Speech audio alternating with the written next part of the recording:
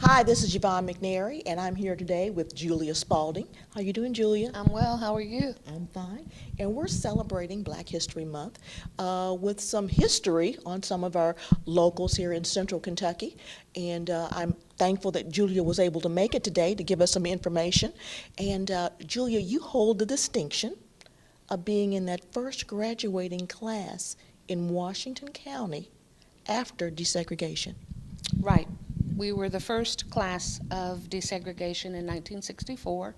We went to what was considered the new high school. Okay. Now, first of all, let's start with mom and dad. Who are mom and dad? Okay. Charles and Hazel Spalding. Charles Richard, as people knew my dad. He was also served, I think, maybe 7, 10 years on the city council here in Washington County. Okay, and your family is from this area. Yes, absolutely. Been here for about 200 years, probably. That's a long time. That's a long time, yes. Now, where did your family start out? Where did you live?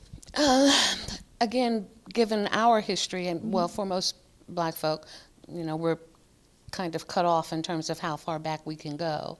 But as far as we know, our people came up from Florida at the end of slavery and settled here in central Kentucky. Okay. Now, what area of the city of Springfield did you guys settle in? We're out, well, what's been renamed Rosary Heights, Okay. but it was Briartown. Briartown. Or Brawtown, as it was Brawtown. called, right? Okay, all right. So all of the black communities around here had the names of town, was Fieldtown and Jimtown and Brawtown. So that's where we are. Okay. Now, how many siblings did you have? I have 16 siblings, and again, we were not the largest family. That's pretty typical for central Kentucky because although we didn't have a farm, that was just the norm for the time. You had lots of children to help keep your family going. Okay. Now, where did you guys go to school before desegregation? Okay, I went next door. We lived next door to Holy Rosary Catholic Church, Black Catholic Church here, the only one I think in this area. And the Dominicans from St. Catherine and St. Rose taught us in the basement of the church complex. Went first through 8th grade in 3 rooms. Okay. Wow. And how many students do you think there were there? Probably at the height of it, there may have been 40, 50 kids. Not a large group of people. Okay. Because there were, again, there was a school in Valley Hill, which was another community. And then I think there may have also been a school a little bit out Perryville Road, out in that area somewhere. Okay. All right, but you guys were pretty much over here in Holy Rosary. Right. Okay. And then from Holy Rosary, that's 0 through 8th grade? Right. You guys decided they decided to send you to another school after desegregation. Right. It was the first year of desegregation, and we were that freshman class at the new high school. Probably, I want to say maybe 50, 60 blacks at that time, or African Americans who went to the high school. Now, when you did get there in the 8th grade, 9th grade? 9th grade. 9th grade, what were some of the feelings that you had when you first got started? I mean, you've gone from a private cultural school to an open school during the time of from segregation to desegregation. Right. There had to be some really big changes. There were absolute terror for the longest time because as I knew very quickly that there were other children in the school who knew things that I didn't know because I had not been exposed to them. Getting used to the idea of changing classes and having a lunchroom and, just there were so many things that were so new to the vast majority of us that it was just really difficult. A culture shock. A very definite cultural shock. And there was no place. Okay, how could you explain that to your parents? Was there any way to explain that culture shock to them? No, there wasn't, and there was no place to go and have that discussion with anyone. It was, you know, people have died and fought for this opportunity for you.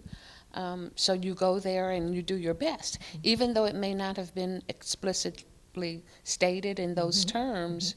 You had the understanding that that was the expectation of you, and certainly you were not going to let your community down and do otherwise. So you get in there, you hang through the tough times, and you do what you need to do. But it was a hard experience, especially that first year. Okay. Now, what did you feel that you were lax in, that you didn't have that the other students did? Exposure to math, like algebra and geometry, those kinds of things. Exposure to science, literature. Yeah. You know, those things were not a part of the Holy Rosary.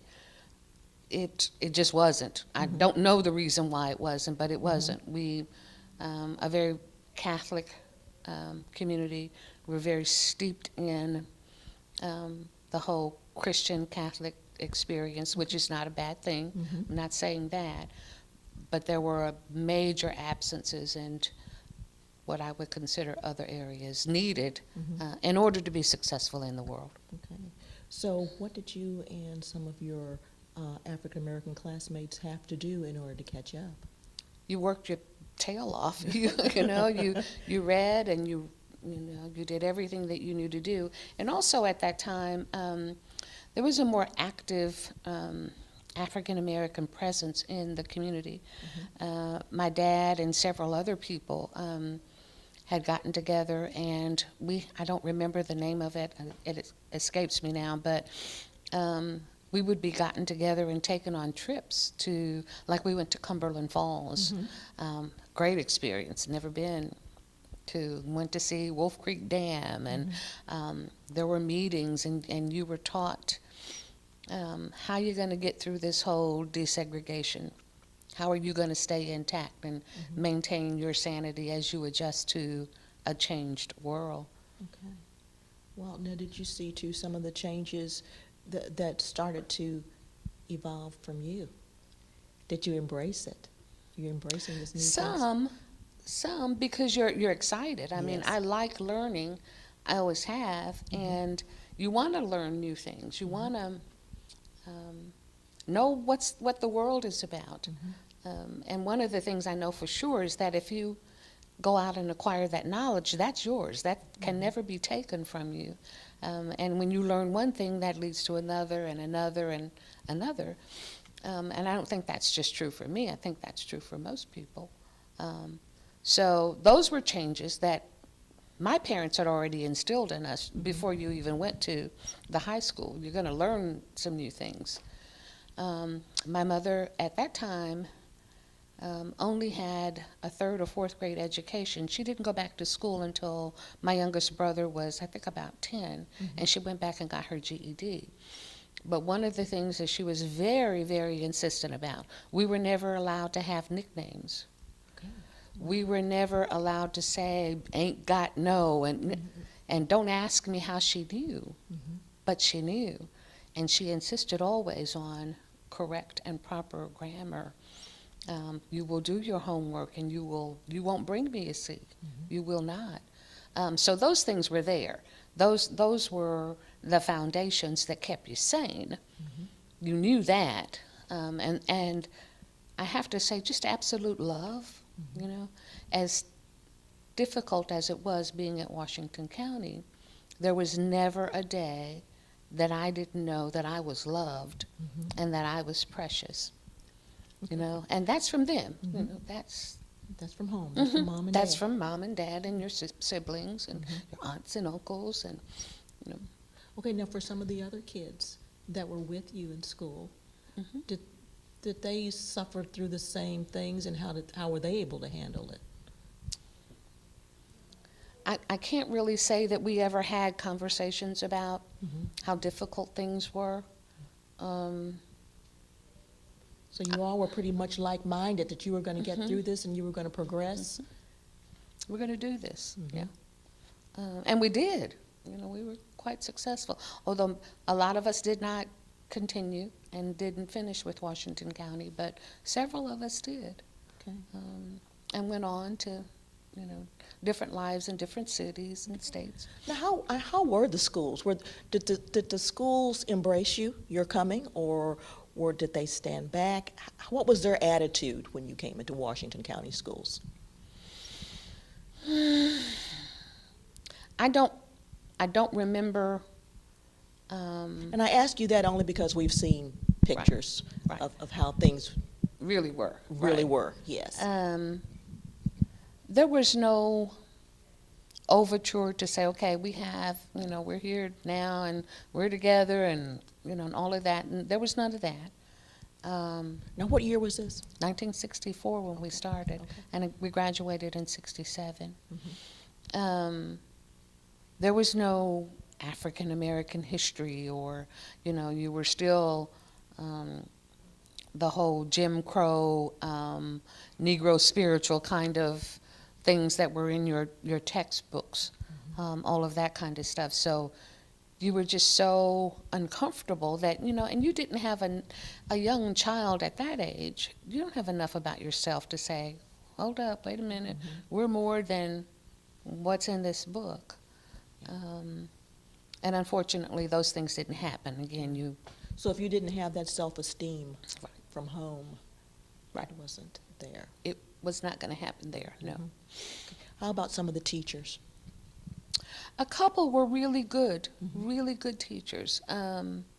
But there were things that, again, I think were probably assumed about most of us, that there was never a counselor to encourage you to do, you need to be a nurse, or you need to be a doctor, you have the skills to do X, Y, and Z. This is how you fill out a college application. Oh, you want to consider, none of that ever happened, ever. And the knowledge for those kinds of things had to have come from the schools. Like I'm from a large family, I'm sure there must have been scholarships or whatever that would have enabled me to go to college, but I had no knowledge of that, and frankly didn't know where to go get it. Well, what about socialization? I know most schools have dances and baseball games, football games, and all that. Did you feel included? There were dances, and we went, and it was much like what you see with, I think now I have a grandson, and watching him go through the process of when you go to the dance and the boys are standing against the wall and the girls are over on the other side. That was kind of, well, okay, so African Americans are over here, and it was sock hops even back then. We went to the gym and you went in your socks. So blacks were one side and white folks were on the other. There was not a whole lot of intermingling, especially at the beginning. Now, as we got closer to 66, 67, there was a little bit more mingling, but not at You were first. a little bit more accustomed to each other since the ninth grade. And the males who were good basketball and football players. Well, if you're winning games and you're making Washington County look good, then of course, there's Yeah. more openness to. He's our guy. Yeah, right. All right. Well, I know that you have done a really good because you graduate honors. Received a scholarship to Cumberland College, $400. Wow. Yeah. And how much was college? I mean, college couldn't have been. No, that wouldn't have bought books, I don't imagine. And again, that was a wonderful gesture, if in fact that was the first time that had ever happened to an African American in Washington County. I don't know that to be true. But again, there was nothing to go along with that to say, this is the college, this is how you fill out the application, this is how you apply for financial aid or scholarships. None of that was there. So, of course, I didn't use it. I had no knowledge. And for the next 4 years, I spent making money and spending money, and You became a consumer. I really did, because I had not had that opportunity either. I didn't have money. And after 4 years, it was like, no. I think at heart, I probably am always going to be a student. One way or the other, I'm going to always be studying something. And so college called. And ironically, now that was true, because we had neighborhood kids who had gotten the information and gone on to K-State at least.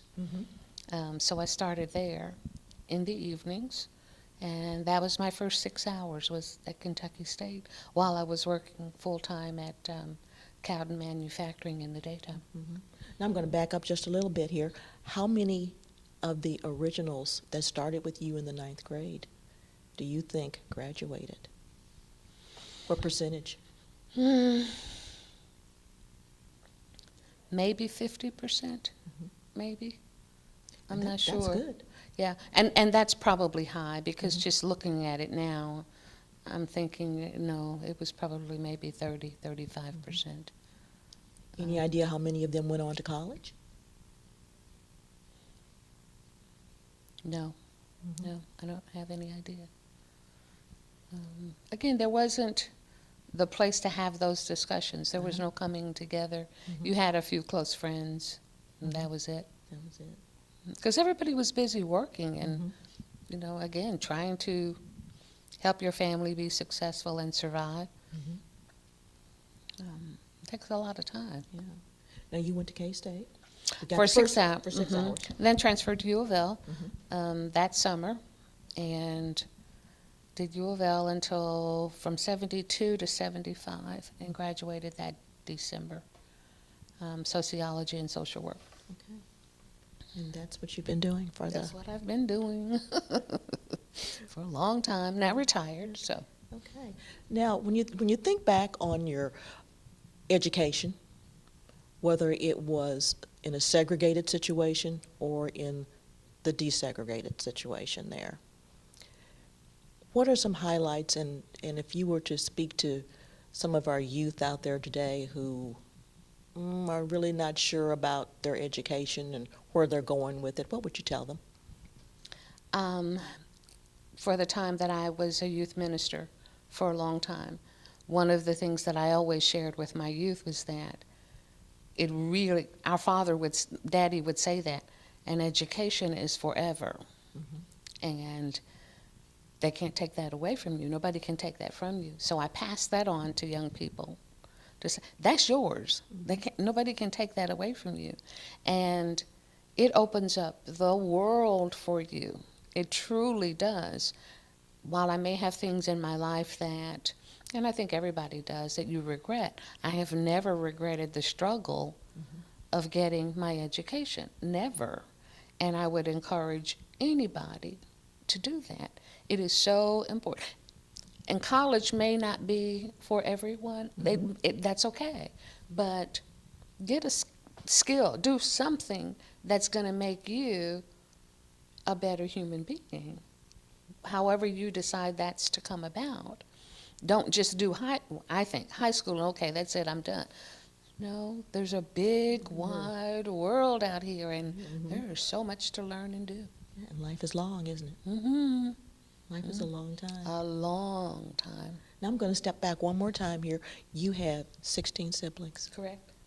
Out of all those siblings, how many of you guys went ahead and graduated from high school at Washington County? I think everyone except for 2. That's great. What an average. My older siblings, the 3 oldest, because my father had gone to Rosenwald High School in Lebanon, he determined that he wanted better than that for his children. So they went to Lincoln Institute. They were away at school in Simpsonville. Simpsonville. So my 3 older siblings went to high school in Simpsonville. Okay. And this was prior to desegregation. So you're telling me that everybody graduated from high school? No, there were 2 younger. Two younger? Than me that did not. No, 2 older. I'm sorry, 2 older who did not graduate. And because of personal choices, I think they made different choices for their lives. But they did have the opportunity. Yes, they did. All right then. Well, listen, what a wonderful story. What a wonderful story of you being in that first graduating class. And tell me about graduation day. When you got out there, did you guys walk across the stage the way they do Did? that? Yes. Exciting. Again, something that you've never experienced before. And when they called my name for the scholarship. At the time, I was just totally surprised and ended up in tears and the whole thing. But looking back on it now, you realize, your scholarship was $100. White kids got $2,500 and $1,500, and something that in 1967 you could do something with in terms of college. But at the time, because again, you don't know any better, it seems so wonderful. Yeah. Well, what were you going to do with $100? Yeah. But again, it was an experience that helped push you on to bigger and better. And life is not about everything being, hunky-dory and it's going to be, it's just LIFE and you move on. Well, again, thank you so much, Julia, for talking to us today You're and for welcome. sharing your experiences. You're welcome. We really thank you for being with us for Black History Month, Glad to be here. showing us a history maker. Thanks. This has been Yvonne McNary for Central Kentucky Television.